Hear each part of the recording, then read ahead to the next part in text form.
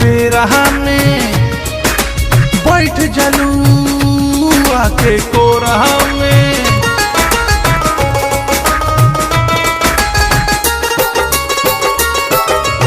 होते तू गद बेरा में बैठ जलू आके कोरा में। लिहन चुराए हमर चैन हो रहनी हरदम बेचैन हो। दीवाना बना दिहलू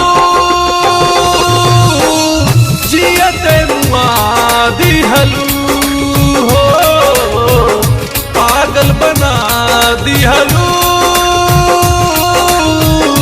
जियते मुआ दिहलू।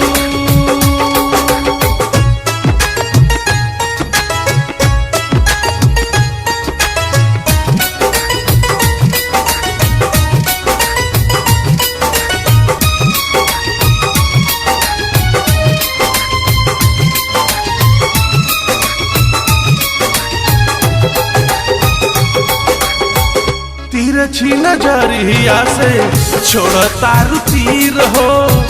उठता करे जहवा में हमरो पीर हो।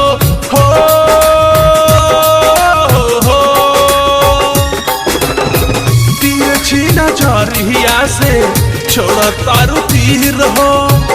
उठता करे जहवा में हमरो पीर हो। तू ही बताव इलाज हो गड़बड़ बा हमरो मिजाज हो। दीवाना बना दिहलू जियते मुआ दिहलू हो। पागल बना दिहलू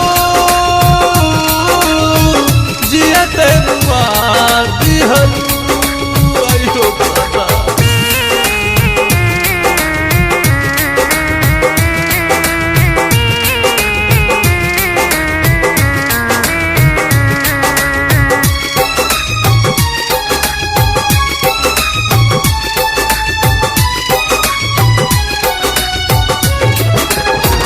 राजा राज मंगल के दीवाना जमाना बन जा जनाना हमर प्यार के खजाना हो।